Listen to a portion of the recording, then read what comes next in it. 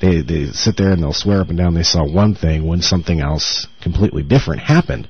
I don't know if emotion gets into it or what have you. That's actually that's our mental filters. Yes. And that's the issue that they ran into I read a bunch of these really interesting studies of the Army's dinking around with remote viewing. Mm-hmm. And one of the things they determined was that the mental noise has to be able to be eliminated. Mm-hmm. And curiously, I don't know why they said curiously, the people that were really good at doing the remote viewing were meditation-trained vegetarians, because they didn't have any disturbances coming from their diet and so on. Mm-hmm. And so they had less mental noise, and they were able to look at things a little bit clearer. Mm-hmm. And oddly, the Army concluded India should be a real good place to find people that do this, and sure enough, the Indian government's all over that, and they've got all these meditation-trained vegetarians out there helping them round up spies and that kind of thing. Yeah. But basically it's an issue of your mental filters on what you want to perceive. And we get back to belief systems. So an apparition appears in the middle of a road, and there's 5 of us that see it. Depending on our belief system, one person will see it as a column of light, another person might see it as the Virgin Mary, and so on and so on. And right. It's the same column of light or apparition of some form, and it's a matter of the perception that places that filter over it. So in our sense, the more people that have a common perception of it, the more likelihood that it'll have that view held, if you will. Yes. So thus, if all 5 of us had the same level of belief system, then we would all see it as that same apparition, and that actually might not be good, because then we wouldn't necessarily investigate it at a level we really ought to. Yes. Well, doesn't that make discerning the data that gets pulled a little bit harder to determine what's being said? How do you filter that? How do you go through? Let's go back to your truck example. Okay. That happened to you the other night. It was rattling enough. You rush on home and you sit down and you just had to tell so and so. So you hop online and you scoot on over there and you describe it. Yes.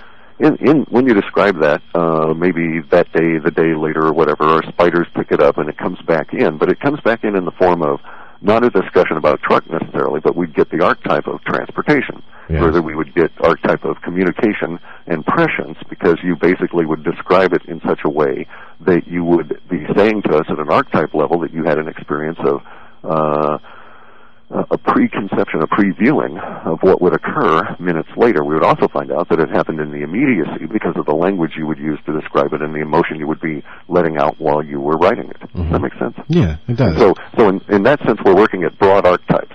So it is quite true that we run into issues where our particular Western filter intrudes on some of the archetypes we're getting in some of the other languages. So I have some confidence that I'm getting a true archetype out of some of the information out of that we're getting in Cyrillic, but not necessarily the same that we're getting out of some of the Hindi languages, because they have a different perception of things. Right. So we're a little bit tentative.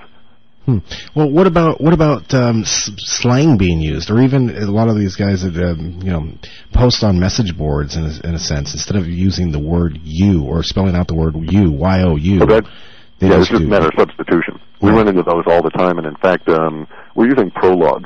Prolog's a really cool language because it understands at its core the nature of words, mm-hmm. allows us to work in whole words, and it's basically a database in RAM with all these really cool things that we can manipulate via predicate calculus. So we run across those, instantly convert it to our particular level of slang, which is all 4-digit hexadecimal numbers, because we deal in integer grades all through this, and then just plop integers in the SQL Server. So that doesn't present too much of a problem. And we get about 40 to 50,000 of those on every time we do a data run, and we throw them off into this bucket, and then we go and examine them between runs and sort them out, and then put them into the dictionary. Yes. Well, I know that whenever this started off, you generally focused on American-based message boards, yes? Correct. And as time went on, you kind of branched out and started bringing in message boards in other countries, different languages. That must have been a tedious process, because that has to actually get incorporated into the software somehow for translation to pull the data, wouldn't it? It does. It's actually a lot easier than you might think, because there's places out there like Transparent Language, which is a really cool learned foreign language on a CD program company, and they'll sell a lexicon. So they'll sell you a lexicon, say, of 65,000 Romance language words, Italian, Spanish, French, Portuguese, etc., right? Yes. And so there you go. And then it comes with the translation into English, so just as a quick update to the software to swap on over, and then you start tweaking the context. So, for instance, we had this recurring forecast for maybe a year that we were going to run into this rather interesting female personality that somehow represented a very important archetype, and that this personality had connections to the highlands in Central America and South America, and all different kinds of things that basically came out in the language when they released Ingrid Betancourt, and she went back to France because she had this particular message about you can't hate your enemies, and she didn't want to hear she'd been held for 6 years as a captive, and so this is a rather unique attitude, right. And it really struck a chord within the French. So we got tons of really cool information when all that language started coming out in the French mains media stream, and we were able to go back and reconcile it with the database, and so the next time we come into more French words, we'll be that much more accurate because now we'll understand some of the nuances that they expressed within their particular observance or manifestation of that occurrence. I see. So it's kind of like a nice little feedback loop. Sure. So needless to say, the technology that you're using is definitely continually growing, right? Oh, yeah, it's quite tedious. It takes about 18 to 20 days between each run to go through and do all this, and you work your butt off, yeah.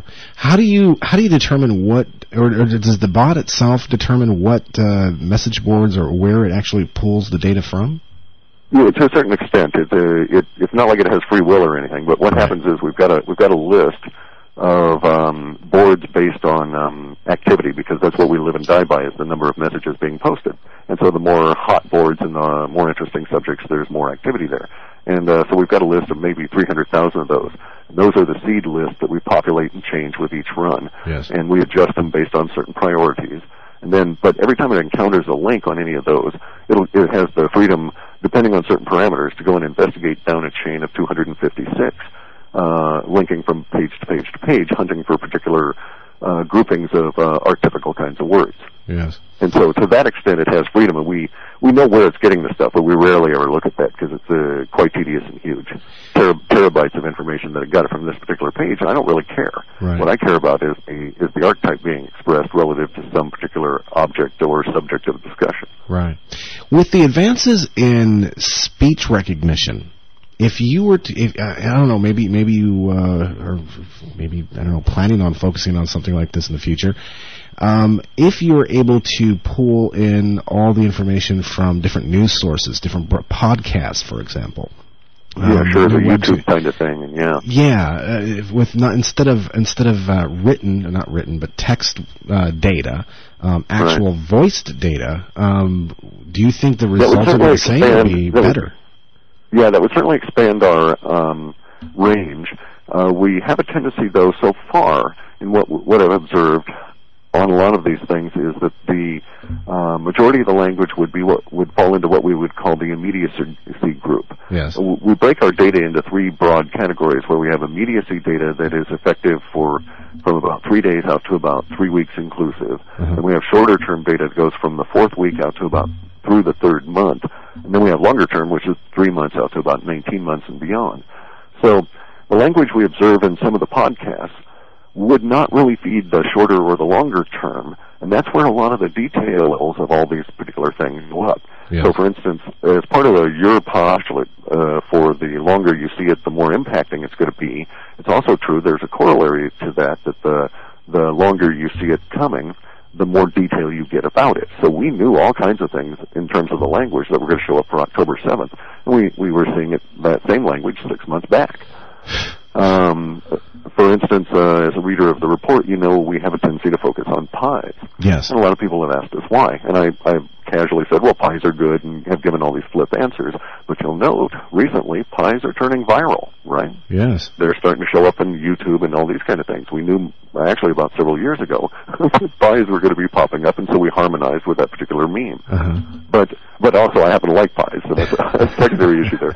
But we get to a situation where the manifestations of the language are indeed growing. It's becoming a little bit of a problem to manage it, and at this stage, I couldn't handle the workload of doing the text or the speech to text. It would just overwhelm me. Yes. And so far, since it's all in the immediacy, I hate chasing time.